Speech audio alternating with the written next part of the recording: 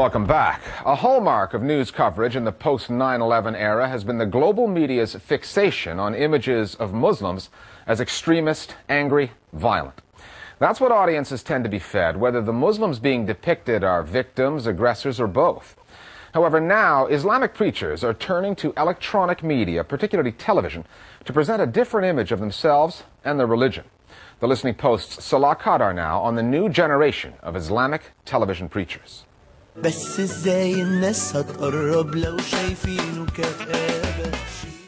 glossy, it's youthful, and it's highly packaged. Not exactly what you'd expect of religious broadcasting in the Middle East, but a new wave of TV preachers is taking young Muslim audiences by storm around the world. When television was dominated entirely by government television stations, they reflected not just the government perspective on news, but they will also reflect the sort of establishment Islam. In the last few years, we have seen an increasing kind of religiosity in the region. You just have to look at the political context and the political situation and the rise of groups, for example, the Muslim Brotherhood or Hamas, whoever it could be across the region. So we've seen anyway there is that increasing kind of religious nature of society, and that's reflected in the media and particularly in TV. The last 3-4 years, we've got a whole revolution in style, so to speak, with young dai, which is the word for preachers. They're not theologians. They're sort of popular preachers, but they have a very different style. They have a modern, contemporary style, and it's fascinating.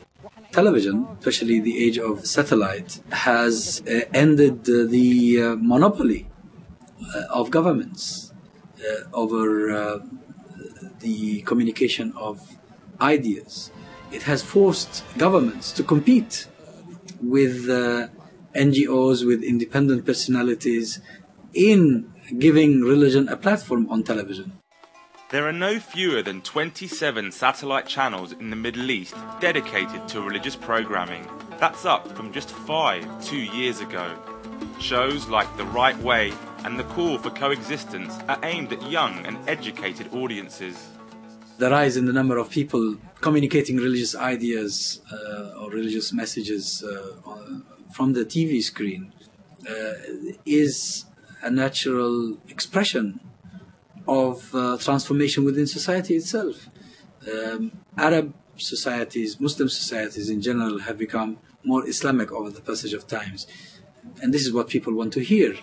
Dubbed by many as Muslim televangelism, comparisons have been drawn with television evangelists in the United States. But the approach is very different.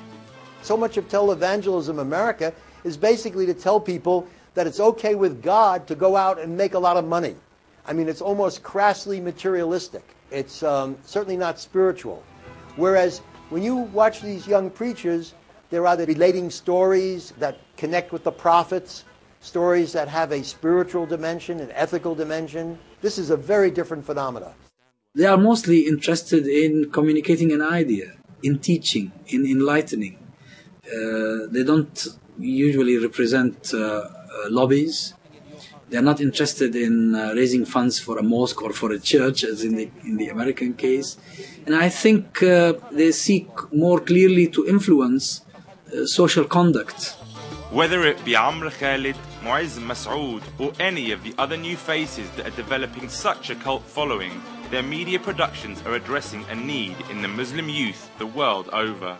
They are also very much an alternative to the extremist elements which have grabbed so much media attention, largely through videotapes that have been broadcast as news, through the internet, the extensive use of internet, through audio cassettes that are spread through the Arab world. And that extremism, while it does catch the ears of many young people, at the same time is rejected by still greater numbers of young people. But they didn't have anyone who could address an alternative vision of Islam. They're modern, they see themselves as progressive, for example, even in appearances, they're dressed in nice suits, they're not scary. They don't shout when they speak, they're not seeking to intimidate the viewer, they're not seeking to scare the viewer. They're seeking to bring the viewer to their point of view. They're seeking, at the very least, to use those, it's almost like the Oprahification of kind of religious preaching, where it's a dialogue, it's not simply a sermon or a monologue. I think the most successful religious discourse on television so far is one that relates to contemporary issues. And that is something which is unique to Islam, because Islam does not separate politics. There is no separation between state and religion. When there's something going on in Gaza and you don't mention it at all, when there is a disaster somewhere and you continue to act or to provide a show that is completely unaware of what's going on, you may then be losing your crowd.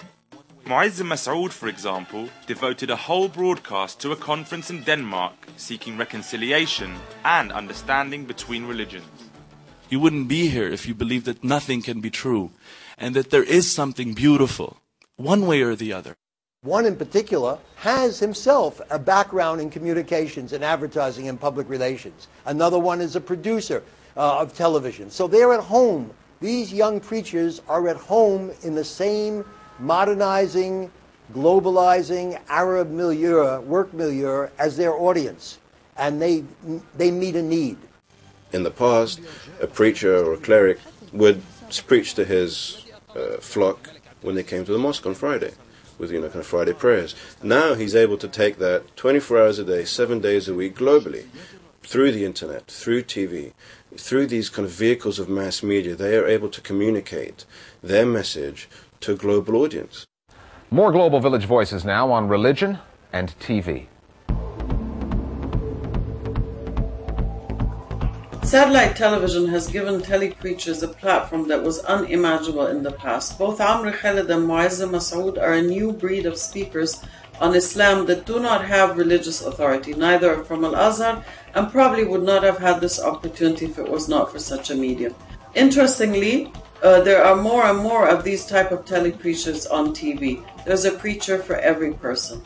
Amr Khalid has this capacity to convince his audience, which basically consists of young people who are interested in the old-fashioned or kind of boring preachers, or the conservative ones, and there are loads everywhere. You can just find them everywhere.